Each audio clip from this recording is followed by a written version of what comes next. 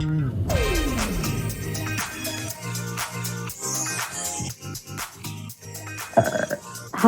I'm Madonna. I'm your worst nightmare. To rule the world. Why don't you show them what you do, honey? You've never had more fun with anyone else. People, we gotta move on to the next song. I'm sweet and I'm a bitch, you know what I mean? And that's always been the way it is. I'm a human being. I'm waiting. You're listening to MLVC, the Madonna podcast, your place for all things Madonna, Louise, Veronica Ciccone. Hey, everybody, it's Stefan. Welcome to the show. Hey, guys, it's Tony. I just want to say hello, America. Do you believe in love? Welcome back, Tony. Hi. How is it being back from across the pond? Well, it was great. I love London, as any self-respecting Madonna fan should. But, you know, I wasn't there under the, best of circumstances. I was there working on a production gig and everything went well. Thankfully. All safety protocols were observed. But, Well, you were in that bubble the whole time, right? They gave you a plastic bubble to walk around in. Yes, I was the former boy in the plastic bubble. But, London's a great town, and under better circumstances, I hope to return. But I did get to check in with a couple of fans of the podcast, and that's always fun. And next time, maybe you'll be there. And maybe, I haven't yet made it over to London. It's a sin. It's an absolute travesty. We've got a lot of great listeners in London, and I hope to meet up with all of them at some point. And also, just former guests that are London based as well. I didn't get to connect to it this time, but yeah, next time it's going to be a full on British invasion. Well, no, of course you were too busy stalking Madonna's house. Oh, well, as one does, you were camping outside. I was not camping outside though. I did have a really nice lunch with Pablo Marsh, one of our listeners, and he said, "Oh, well, I'm not even going to try and do a British accent, but he's like, oh, would you like to please do would you like to see where Madonna lives?" And I'm like, go. "Oh, is that a thing? Can we do that?" And yeah, we walked over there, and it's a very unassuming, very posh street in the neighborhood called Marble Arch. And as we're walking down, he points at it, and you guys will see the photo and on the Instagram, and it's just, wow, that's it, But the funny part is that, from all these years of, seeing Madonna's, Daily Mail, paparazzo pics, you see all these very familiar things, like the fencing and the door, and then, next to the block, there's kind of like a muse or an alley, if you will, that had a security guard there. And Pablo had mentioned that that's where the children ride their bikes, and fun. They've been seen doing that there, and it's just a very cute area. And so there's just a security guard standing there all the time, just to make sure people don't try and climb up the back way. Well, I'm sure that in addition to the Richie Banda Ciccone children, there's also other children of note in the neighborhood. And also that's where all the garages are and where the cars park. They don't want Madonna's car or bicycle stolen. Exactly. That'll hop up on eBay so fast. Right. And I'm not sure I remember where I heard this piece of information, but the house that Madonna and Guy Ritchie shared together, that house is now being currently lived in by Rocco Ritchie and his friends. So apparently this is kind of like a rowdy Animal House type situation where where's that reality show? I know, right? And cops show up there with some regularity. I mean, this is just things people tell me. Don't. We'll see. That's when you buy some Madonna merch, that's what you're doing. Mm-hmm. You're paying Madonna money so she can pay off the cops so Rocco Ritchie isn't in prison. And from what I'm told, there are Rocco Ritchie sightings all over town. Sadly, I did not get one because Tony. I know I could have really used some wardrobing tips, because this guy is dressed. He is sharply dressed. He is one sharp. Well, I mean, if you have Madonna as a mother, I would hope designers would just send you wardrobe. Yeah, and you're already born with like that swagger, and your name is Rocco. I mean, you know, he's definitely making it happen. I mean, I'm waiting for John Varvatos to sponsor the podcast at one point. I mean, I could really use a new fall wardrobe. Yes, Ralph Lauren, are you out there? Yeah, hello. Come on. Where are the designer sponsorships? Why are they not flocking this way? But yeah, I mean, London is always great. I heard Madonna just randomly walking down the street or on the radio, which is always a good sign in a major cosmopolitan city. Wouldn't you agree? You should have recreated like the hung up video or the sorry video or something. Doing that strut, the little hung up strut down an alleyway on your way to the club. Come on. Oh my God, no. No. I mean, the closest that I came to it was wearing track pants with like an Argyle sweater, you know, but that'll do. That works. Speaking of strutting, strutting around London, and I was strutting around New York City yesterday. I finally brought the Madame X tour jacket out for the first of the fall season. Well, it's very appropriate for the weather, right? That, and it was also yesterday was our 1 year anniversary of being fourth row with Madonna at Madame X. I know. I still have a bit of jet lag, and I woke up this morning thinking, oh my God, I feel like I was watching Madame X all night long, 3 a.m, coming home, still with that adrenaline. But yeah, jet lag is a perfect example of how you would feel after the night after seeing Madame X. Like it really is. You and I did not have the luxury that some of the super fans did, where like we couldn't sleep till noon the next day because we had to be in the office at 9 a.m. Oh no, honey, I had like a 10 o'clock conference call, now known as Zoom calls. And yeah, and you know, everyone's like, Tony, have another cup of coffee. I was like, yeah, I'm on my 5th, you know? Yeah, double espresso shots before you even got on the train.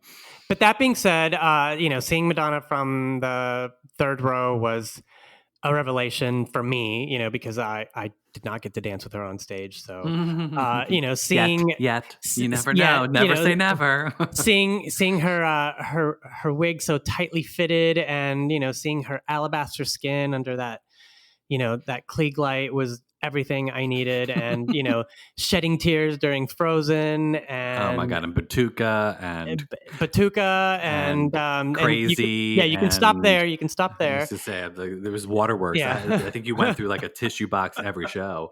And then you know the shock and awe of the Tracy Young remix of Crave. I mean, just all these amazing moments that I hope that we will all be able to revisit during the Madame X tour DVD that, you know, straight from the horse's mouth is coming soon, right, Stefan? Okay, so let's talk for a moment about the screenplay, yes, but this week in Ciccone, I think the biggest thing was her Instagram live with Diablo Cody the other day, and that's where she was dropping some priceless nuggets and gems about the screenplay. It was actually one of the most forthcoming moments I've ever had experienced with Madonna, where she was actually giving us information. I was like, did somebody pull her aside and give her something like a truth serum, or was she was she wearing Wonder Woman's truth lasso? Because she was just like spewing it out, like this is happening and that's happening and blah blah blah and so forth and so on. And no, I'm right there with you. I mean, I'm going to riff on something that you've said a couple times in the last week. It's like, this is the Madonna that we love and that we've been missing, because she's in work mode. And when she's in work mode, she's not suffering fools. She's not like in agony because she's in, you know, in physical pain, or also, you know, just upset and aggravated because, you know, things aren't moving at the pace that she would like them to move in. And now she's in some sort of control of, you know, her art. And this is when Madonna thrives. Wouldn't you agree? Oh, absolutely. Yeah. The recent slew of videos that she's been publishing on her Instagram, they've been coherent. Wonderful. Yeah. It's the Madonna that I have missed.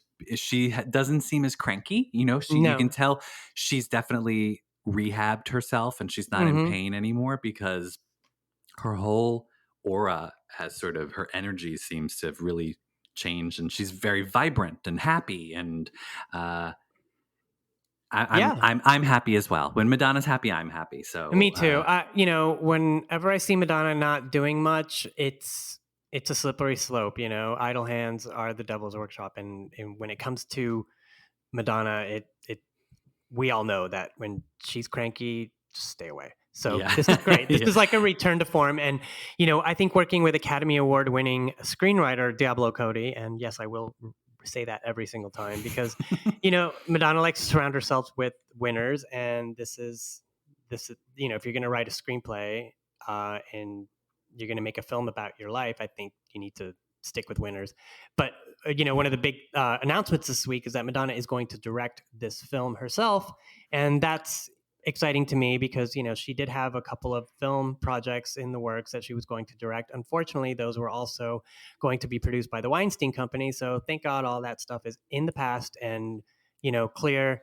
Going forward, it's a clean slate and Madonna's going to be working on her project based on her life. So I'm going to be the devil's advocate side of this conversation just for a moment and say, is it really a good idea that she's directing this movie, Tony? And the other reason I say that is because I wonder if she will be a little too subjective.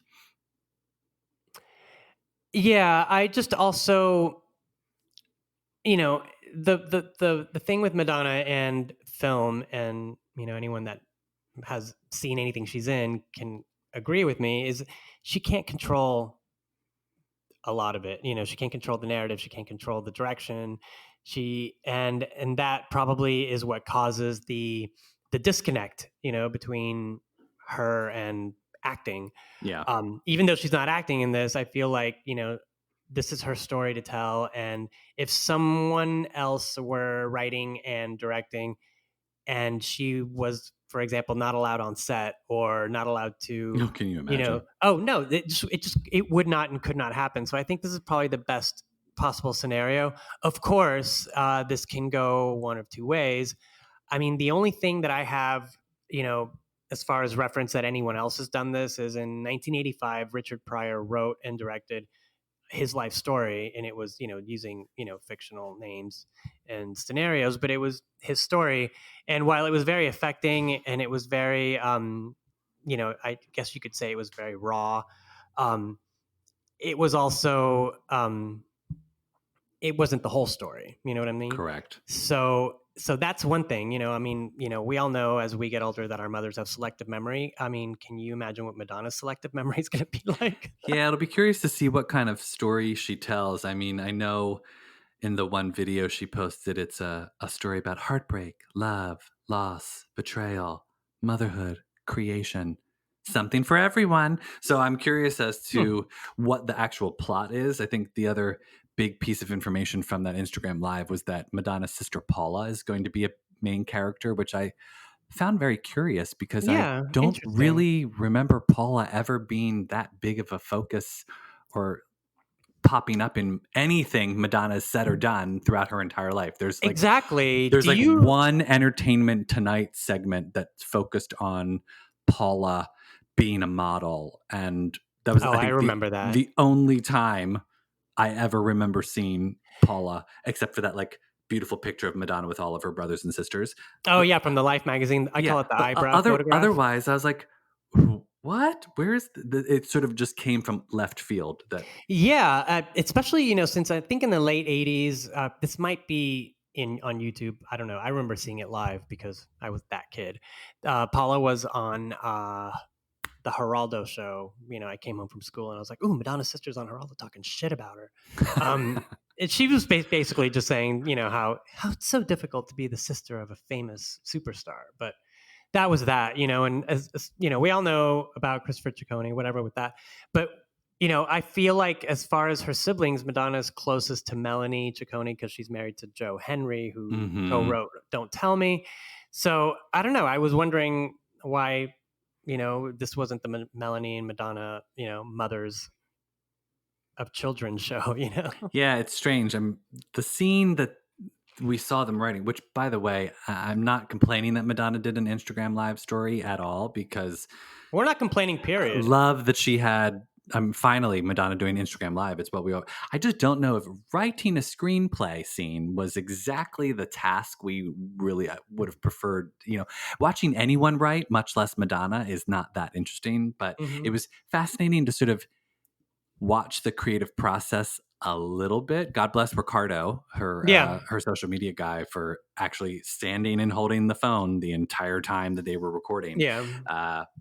But yeah, I'm assuming there will probably be a little bit of rewrites going on before we get to see it. Oh, absolutely. I mean, Oh, well, and I was, of course, because my brain thinks this way, I sat down and was like, okay, what's Madonna's timeline for everything going to be? Like, when are we feasibly going to be able to see this movie? And then, of course, most important to me, when are we getting another Madonna album? And I thought, okay, if she's worked on the screenplay and they're probably finished now, the draft will go back and forth a little bit. Pre-production will start, and then production will go in probably sometime next spring. I'm assuming that's the earliest. And then I was looking online, like, how long do movies usually take to produce and film and this and that, blah, blah, blah. The way I'm looking at it is we probably won't see the movie until fall of 2022. Yeah, for sure. And then we'll have, because then she has to do the whole award show cycle, which wraps up with the Oscars in early 2023. And that's when I'm then assuming after the Oscars, we would get the new album, because I'm assuming there's going to be an album. And then the next Madonna tour will be that late summer, fall of 2023. That's what I'm assuming is going to happen. Well, I just have a little tip for Madonna. So when you write that original song that is going to be in the film about your life for Oscar consideration, please make sure that you play the song before the closing credits so you can be considered. Okay?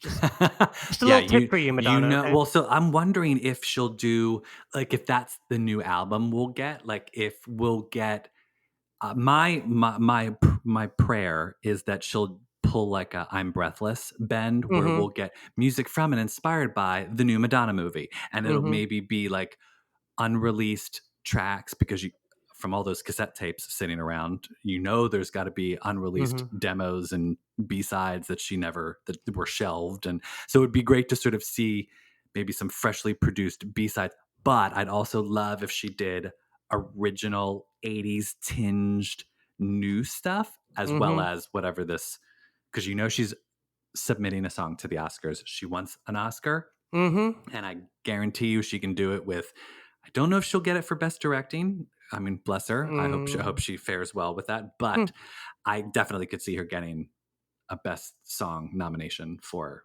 Yeah, I mean, she might even surprise all of us, and then her screenplay co-written with Diablo Cody might. That would be fun too. Yeah, I could see that. Full of sparklers, She's coming at it from all different angles. It's like, okay, we'll try screenplay. I'll direct, and I'll submit some music, and then there's 3 opportunities for Madonna to get an Academy Award. Yeah, one of the great things about the Instagram Live is that she was actually reading people's questions, and there were she wasn't answering them. She wasn't answering them per se, but there were a couple of nuggets of information, like the aforementioned Madame X tour video, which I hope and pray that we will get by the end of the year, which, do we think it's happening? I mean, look, apparently they're working on it now. They had to take a break during the beginning of the pandemic because I think people didn't want to get together. And she was a little annoyed by that. But guess what? We don't all have the antibodies, so sit down, Madonna. Other thing I'm excited that hopefully the screenplay, I think she said they typed the end. So I think they're done writing the screenplay, which means she can then put her focus back on Madame X. And yes, there's still enough time to get that up before the holidays. And she also answered a question that a lot of fans have brought up. So they asked if there's going to be like an HD master of the Blonde Ambition tour, referencing, the color sections of Truth or Dare. And Madonna said they didn't film the whole thing. Yes, I've been seeing fans have been warring back and forth on Twitter, on Instagram messages, back and forth. People have been like, she didn't film it. She did film it. She didn't film it. She did film it. Like, there's interviews from people who line produced Truth or Dare saying they shot the whole Bercy concert and this, but then Madonna says they didn't. And who are we going to believe? The line producer? Who we believe in Madonna? Yeah, I've been watching it. It's been making my head dizzy. I don't honestly. I feel like, yes, it was produced. I just think that only elements were finished and added to the final product, and the rest of the assets were probably discarded. Yeah. On the other hand, everyone needs to kind of relax because that show exists already in 3 different formats. There is the, Live from Nice, that is the a laser HBO special. Yeah. the HBO special that is also, a laser disc. There is, the Live from the Meadowlands. That is a really great transfer, and that's the long ponytail. And that is on YouTube. Someone uploaded that, I think, earlier this year. And then the third one is the Japanese performance that was recorded by Pioneer. They own the rights to that. And they released that on Japanese Laserdisc, and you can buy that on eBay anywhere. So it's available. It's out there. So let's just, put a cap on that, Call it a day. Yeah, I don't know. People were freaking out over that, and there's nothing to freak out about, guys. I love Blonde Ambition as much as you do, and like I just said, I've got many different ways to see it, and then I can watch Truth or Dare, and then I can write a book report about it. It's a lot of material. We don't need more. Yeah, I don't. I thought. Let's focus on reinvention now, okay? Yeah. Well, there's a reinvention video out there. I've seen it on YouTube as well. I don't know if it's an official release. Yeah. I guess everyone gets caught up on having these official releases. I'm so used to being a Madonna fan and not having those releases out there that exactly. I'm perfectly fine listening to Blonde Ambition, an audio rip on SoundCloud, or I'm totally fine listening to somebody's bootleg audio from the MDNA Philadelphia show that I went to, and you hear it's not perfect audio, but it reminds me of actually being at the show, and it's to me it sounds more fun than the slick, overproduced version that she released, and I'd much rather listen to the bootleg instead. Yeah. So, Stefan, you know what I just remembered? The summer that Truth or Dare came out, I guess it was in 91, Madonna did like a 1-hour radio interview, and it was like kind of a big deal. They announced it everywhere, and it was like, it's going to be on Sunday night on, whatever radio station. And I guess it was syndicated. And yeah, it was like an hour long, and they played actual like live tracks from Blonde Ambition live. I'm going to see if I can find it on YouTube, but I remember, of course, recording it. What, like one of those Adam Curry radio hosted? Yeah, but it was I think it was a British interviewer, but it was broadcast worldwide, and of course, at that time, that was like a quote Madonna exclusive, But yeah, I'm going to see if I can find that because I've been thinking about it recently, and I'm like, get on that, Tony. I will and report back immediately. And also, to those that have asked, I just found my DVD of the making of the Sex Book VHS tape that was given out at the sex party. So one of these days, I'm going to put it up on a YouTube channel, and we'll let you guys know about that. Is it frothy? It's dirty. It's lovely. I think the only other strange moment of Madonna's latest Instagram posts have been, did you see Mike Dean was there? Yeah, what's up with that? What's going on there? So maybe she's writing. Either he brought her some multitasking. He brought her some gummies, and he's weighing in on music as well. Maybe she's editing Madam X, working on new music, and writing a screenplay. And raising children. Trust me, I would love if she put out new music sooner rather than later. That would be heaven for me. I just give me one new Madonna song every year until we get a full album, or like a mini EP or something. Yeah. Six songs, Madonna. That we can have. Drop us some ballad we weren't expecting, like I'll Remember, or right, exactly. Just something, little tidbits every couple. I would like one Madonna song a quarter. Is that too much to ask? It's not. I mean. You are a self-respecting fan that wants content from your queen, and I get it. But, this week you did get the Hanky Panky remixes that dropped on, Apple Music. And yes, the bare bones. I can't choose between the bare bones or the bare bottom remix. Tony, it's really tough. Can I tell you one of the most amazing things I've ever seen in my life? And I think maybe I've mentioned it on this podcast. I was, this is around this was the summer of 1990 when Dick Tracy ruled the world, And I went to Austin to hang out with some friends, and we ended up at this gay country bar called As one does. Midnight Rodeo. Was it Austin or Dallas? Someone will correct me, but it definitely was Midnight Rodeo. And we're in there, and they're playing the bare bones mix of Hanky Panky, which is, unmistakable, the minute you hear it, because it's like pounding beats, And these lovely looking cowboys in full getup, cowboy hats, Wranglers, tight shirts. God love them, doing a choreographed line dance to Hanky Panky that I will never, ever get out of my head. And I wish I could see again, because it was it was like Busby Berkeley. It was like the Rockettes. It was like, choreographed by Vincent Patterson. I mean, I'm telling you, this was something. When the bars reopen, just go back to Flaming Saddles in New York, in Hell's Kitchen, and ask them to dance to the Bare Bones remix on the bar. I mean, and the thing is that it worked really well. I was like, wow, Madonna wrote a country song, and this was way before Don't Tell Me. Yeah, she was kind of ahead the curve with the whole country thing. Mm-hmm. Speaking of which, yes, we would be remiss if we did not mention the 20th anniversary of the release of the music album, which I was like, really? It's been 20 years since that? I know. Wow, music, it just kind of like snuck up on me, because I remember that was, I'd just been in New York a small while, and I was hanging out with some friends, some new friends that I'd made, and this was maybe about 3 weeks before the album came out, and someone had the promo CD, and they played it, and I was mad. I was like, this is not Madonna. You guys are lying. This is not Madonna. This is a joke, because the song or the whole album? The whole album, because the music did not sound like anything she'd ever done before. It sounded to me chopped and screwed and not overproduced, but just produced in a way that I wasn't used to. I was looking for melodies, and I was looking for, these hooks, and they weren't there. And I left that party mad. I mean, I was angry. I was like, well, that's it for Madonna, whatever, man. And then when I bought the album, I instantly fell in love with it, because it's just the initial shock, I was like, wow, this isn't her. And then when you really sit down with it, I was like, wow, this is her. And this is her for a new decade, for a new millennia, right?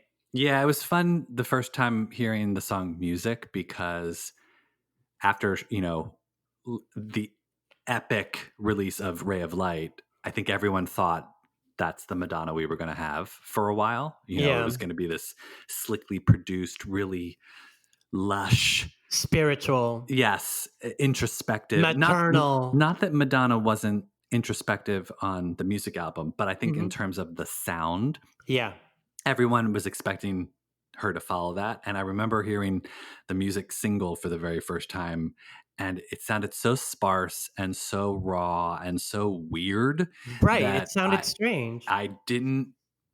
It instantaneously sounded like Madonna while not sounding like Madonna all at the same time. And it was everyone was calling it folktronica, because she was wearing all the cowboy getup, and before we had even heard "Don't Tell Me," she was, but it was, basically Madonna was doing country before everybody else started doing country, and it was her first time that we had heard her working with Mirwais. There was cowboys and guitars, and it was such a different world and I loved it.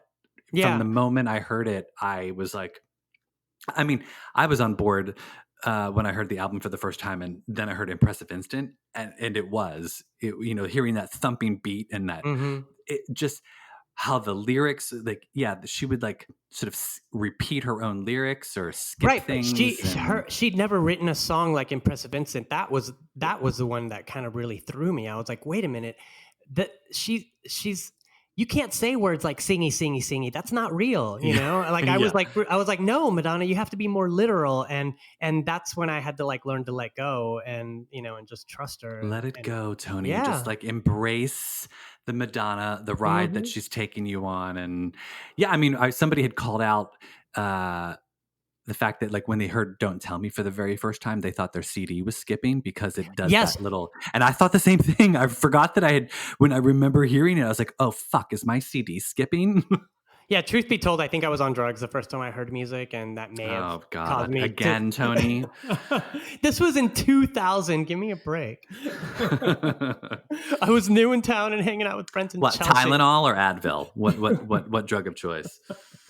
It was no-dose caffeine pills. Oh, No, but yeah, it was taking the experiment, if you will, from Ray of Light and just turning it into just like, what experiment? We're just going crazy here, you know? Yeah, it was. It was weird and it was bizarre. I think there was a couple skips for me on the music album just because I had wanted again. So it's so stereotypical, Stefan. I just He wanted wanted dance. disco. I just wanted dance, Madonna. So I didn't want like Paradise Not for Me, and I didn't want.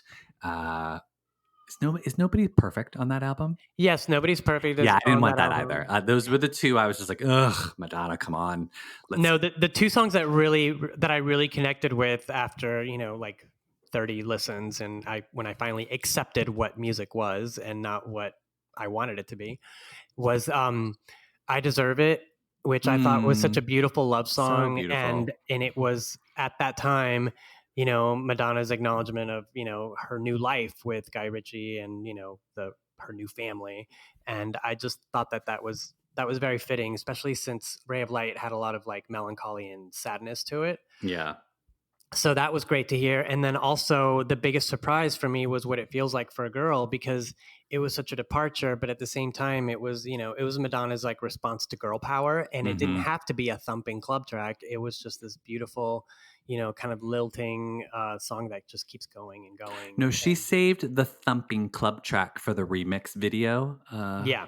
Oh, there are some amazing remixes. The Above and Beyond club mix that was featured in the video, and also in that filthy anime that was interlude dirty on the in Drowned Drowned World. World. Oh my God. I remember watching that for the first time live, and I was like, are we allowed like- to be watching this right now? I wasn't thinking about me. I was thinking about the children in the audience.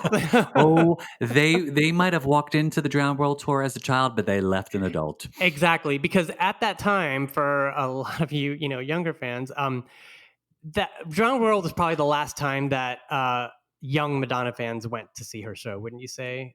There were no children at. Well, no, actually, take that back. At the Rebel Heart tour, I did see a mom had brought a child, but it wasn't super up close, and Right. I was like, well, that's good because she hasn't been quite that dirty. I don't think. Right. Well, that the Japanime video that was basically porn. Yeah, no, it is. I mean, it's actually a great it's an anime classic now. It's called Perfect Blue. So check it out. It's on Amazon Prime. Yeah, but it was with that What It Feels Like for a Girl, searing, pulsing beat behind it. It just added a whole nother level. Yeah. No, it did, because the song as a single is, like I said, it's a beautiful track, and she chose to release a video directed by Guy Ritchie, which explains everything. Which is this violent fantasia of crime. Watch it. I don't really want to describe it because it is what it is. But she didn't play the song that's played over the video is a remix edit.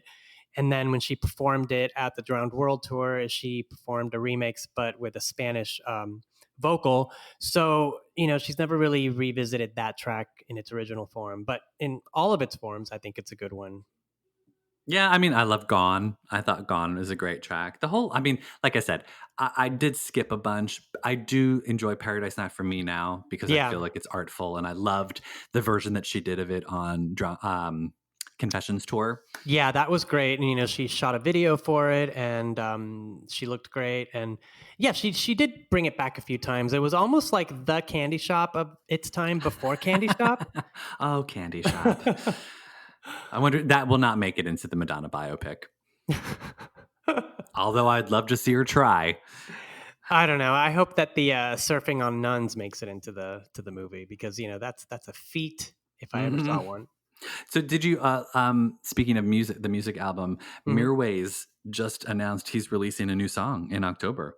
It's Oh, is she? his first new song in 20 years. I wonder exactly what. I mean, of course, as soon as I saw him say that, I'm like, oh, please let it be an outtake from the Madame X album that Madonna didn't release, and he's releasing it, and it'll be new Madonna music. I'm so selfish. Yeah, you are. I I just always mean, want new yeah. Madonna, and, you know. I mean, I like him as a musician in his own right. Disco Science is one of my favorite tracks. So if it's something like that, then it'll always lead me back to Madonna thematically. Everybody knows the damn truth, Tony. Yeah. But yeah, like I was just telling Stefan earlier, I jet lag and my sleeping's all off. So I woke up like at 4 o'clock this morning and I pulled out all of my CD singles from the music era and just started revisiting. So there's like some amazing stuff, especially on like what we just mentioned, the What It Feels Like for a Girl CD single. Also of note is the Groove Armada 12-inch mix of music, which Oh takes yeah, I the love song that. and it like turns it into a lounge hit. Mm-hmm. I just heard it again. And I was like, wow, this is really good. Yeah, there's some great remixes of music. I mean, I always err on the side of the Deep Dish remix because it's kind of like a different dance version of that song. And it has a good video that was made for it as well, with all of Madonna's history up to that point. Which I mean, come on, as we know, the music video is heavenly. Oh yeah. Debbie Mazar, Nikki Harris, and Madonna. And I remember watching that for the first time, and Madonna's going to the strip club, and I thought, oh, this is an interesting juxtaposition. Now Madonna's gone from the stripper to admiring the strippers. Yeah, and all people could talk about when that video dropped was like, Madonna's pregnant. And I'm like, well, if you hadn't told me, I would have never known. I looked for it, watching it the other day, because they just released the high def version. Yes. Which is great to see. It's nice to see it in high res. Apparently, again, some Madonna fans were like freaking out saying, this is terrible. And I'm like, what is wrong with all of you people? Like, we've just been given a gift. Celebrate. We've been given the HD cut of the music video and the hanky panky remixes. Like, I mean, come on, people. This is like Thanksgiving come early. Yeah, I know. Imagine it. I love that her team finally is sort of like rolling out a lot of the old like EPs, remixes. Look, and whatnot. We say this all the time. It's available, so come on with it. Yeah, I know. Just put it out there. I mean, I guess it's just a way to give us content as opposed to just like one big dump of Madonna all at once. They're spreading it out over time because Madonna's busy working, and exactly. We might not get some new music. So we don't like the crosstalk here, but I would like to shout out Mariah Carey, who is, right now the model of pop diva-dom, because she's releasing everything. Oh, I know. And she's like treasure trove of Mariah. She's just released. This is hilarious. Like, I feel sorry for Lambs. You guys, I hope you saved up your money, because she's put out literally every single one of her albums on vinyl for sale, but in like 6 different colors. So you're going to have to get each single one of them. And then she's got a book coming out, and then she's got the rarities, which is something I wish Madonna would kind of, fall into. And in time, it's coming. Give us some rarities, because we can't get enough of that kind of stuff, Yeah, so, I think that we're going to see, because people had like been questioning me when I had done my tentative Madonna timeline, which again is not official. It's just something. It's not official, but Madonna didn't tell me that's what I'm just thinking what could her timeline possibly be?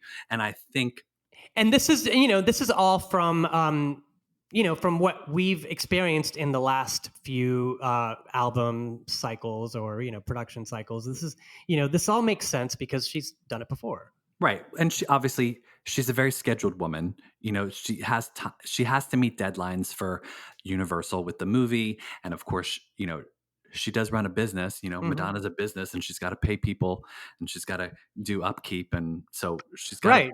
Eventually we'll get back to touring. So she's probably looking forward to that. And I think her next tour will be I said greatest hits tour. Now people were like, what do you mean greatest hits tour? She'd never just do hits. And I'm like, greatest hits, meaning the way that she did Reinvention tour. And people are always on us about Reinvention's not a greatest hits tour. It is, in terms of the set list of Reinvention airs more heavily on classic hits than new hits. She was doing that album, that tour in support of American Life. And although, yes, there were lots of tracks from American Life, it skewed far heavily on classic. I mean, Crazy for You was on the Right. set list. You know, No, you're absolutely right, because we all know that before Reinvention, Madonna was very adamant about not performing a lot of her old hits. She's like, I'm never going to do that again. And, also the omission of Vogue and Drowned World was very telling of where her head was at the time. So for her to like kind of roll it back and say, in Reinvention, we're going to bring all this stuff back, that yes, it is a greatest hits package. Yeah, and I think, yes, she does include old hits in tours after Reinvention, of course, but not as heavily. I mean, the Madame X tour, that was basically the Madame X album on stage with a couple little slices of old goodies like A Prayer in Vogue and Human Nature. But I mean, otherwise, that was a Madame X tour. Mm-hmm. And I think for her next one, because it'll be post biopic momentum, she'll trot out a bunch of classics. Why wouldn't you ride the wave and give people, they're going to go see a movie about your life and there's going to be those classic hits, praying for physical attraction. But maybe we'll get some deep cuts that she hasn't performed that are old songs. Yeah, You like never the know. first song she ever wrote, Tell the Truth. No, and there was another thing about the film too.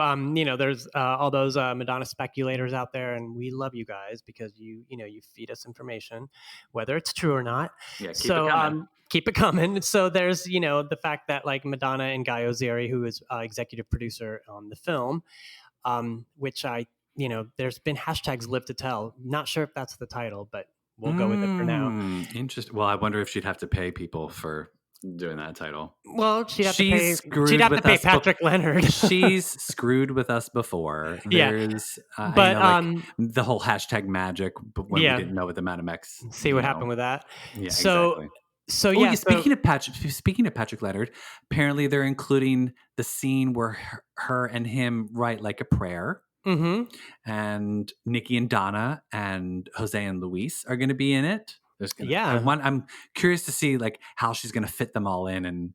But I can't believe I forgot to talk about this. The one thing I thought was, wouldn't it be genius is at the Academy Awards when she performs the original song, maybe with her younger self. I'm not quite sure. But wouldn't it be great if she brought Nikki and Donna and some of the Blonde Ambition dancers back on stage to perform with her? Come on. That would be like a pop culture moment. How do they figure into Sooner or Later? That's not sooner or later. No. I'm saying whatever her new song. She's going to write this new song, and she brings Nikki in. That would be so amazing. Yes, it would be, but let's not put the horse before the cart, Stephanie. Let's get the movie made first. Okay. No, I'm putting it out there. What I was going to say is that so her and Guy Ozieri, who's executive producing, have been following these, up and coming actresses, I guess, who are in contention for the role of Madonna. So as everyone knows, it's been Julia Garner has been reported and Florence Pugh. But then this week I see that they're following Riley Keough, who is Elvis Presley's granddaughter. And check her out. Look her up on Google Images and see what you guys think. Because her name is Riley Keough. She's Lisa Marie Presley's daughter and Elvis Presley's granddaughter. She's she's been acting for about 10 years. She's got a lot of great credits and worked with some amazing directors.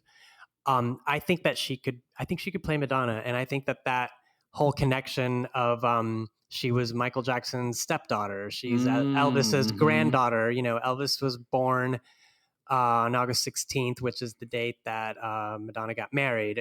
So all these things mean something to her. And I've not seen her act, but I'm looking at her picture now, and I could see it. Mm-hmm. She's got a very dramatic look. Yeah, and she's got some good eyebrows. She's got some good Madonna eyebrows. She has kind of like that, brassy, masculine voice that Madonna had when she was younger. So I think people are wondering, do we think that it will be the actress lip syncing to Madonna's actual vocals, or like they did in Bohemian Rhapsody, right? Or will they have the actress re-sing the vocals like they did with Rocket Man? What's your take? I think it depends on who they hire as the talent. I think that's what that's going to depend on. Now, see, I wonder if because Madonna would get paid less if someone re-sang the vocals. If they use the original songs, Madonna gets paid more money for the use of her songs in that movie, even though it's her movie that she's making. No, I have a feeling that the only songs that Madonna are going to use are the ones that she has completely written the music and lyrics to, because I don't think she's willing to dole any money out to to anyone that she doesn't have to. But I mean, you can't tell the story without at least playing one verse of Like a Virgin. So yeah, you're gonna have to give it up. It'll be interesting to see which moments and what the plot is. I'm just curious as to what kind of story she's going to be telling in the movie. Like is Sister Paula going to be the villain? Who's trying to take over Madonna's career, and Madonna's there's a high speed car chase or something, and Paula's driving behind her and trying to run her off the road. And yeah, I wonder who the heavy is going to be in this movie. Like, who's going to be the villain? I want maybe Debbie Mazar. There's a young Debbie Mazar, and she can be Madonna's BFF, and they're going on fun little shop. There's a montage of them doing makeovers down in the Lower East Side. They go get facials in the East Village. Yeah, shopping on St. Mark's Place, getting piercings and jelly bracelets. And I would love that. Think of the merch. Think of the merch possibilities for this. They can bring back the jelly bracelets, and maybe everyone can go out and buy a Desperately Seeking Susan jacket. Oh my God, Lourdes is going to be so embarrassed when this movie comes out. She'll be at the premiere. She'll be at the premiere. She'll be like, "Oh my God!" No, because if it becomes a merchandising and marketing, moment, it's just seeing all these people dressing as Madonna wannabes all over again. She'll hate it. Well, we need to find a way to become an extra in a scene somewhere. No, I was thinking it's they're going to recreate Danceteria when she performs everybody, and we need to be there. If this becomes an actual production, then I'm just gonna have to find my way on set, and good luck trying to remove me from it. Yeah, seriously, I will. I'm not sleeping out overnight. I've done that. I just can't do it again. I need a bed. I can't do a sidewalk. Madonna fans of a certain age don't camp out. God bless the ones who do. I don't have the energy anymore. My back is too screwed up to sleep on a sidewalk. Well, Stefan, what else we got this week? I think we covered all of the. Other than you stalking Madonna's house, that's all I got. Well, I mean, I wouldn't necessarily call it stalking if she's not there. True. I'm also kind of surprised with myself. I thought that spending some time in London, I'd come back sounding just like Madonna. I was waiting to see if you had a bit of a British inflection or not. I'm kind of disappointed. I know. I'm kind of disappointed in myself too. I thought that I would be like, "Excuse me." Quite.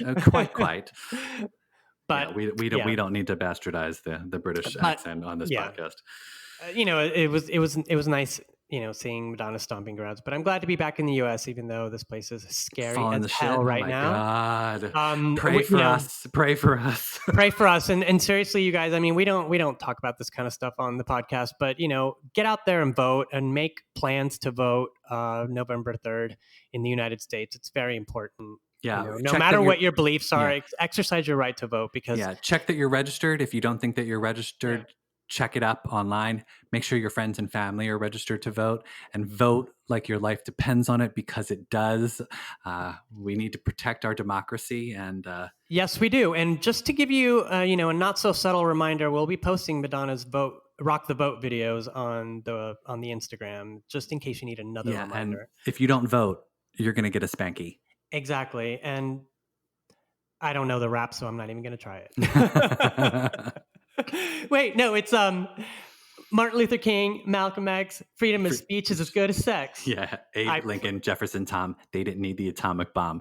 We need beauty, we need art, we need government, something. I always lost what she said. We need government to support the arts. Yeah, maybe. Yeah.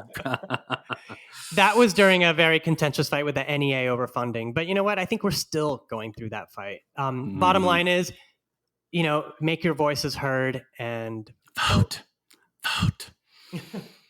Anyway, that's our episode for today. We just thought we'd do a little quick chat about the screenplay and all things Madonna.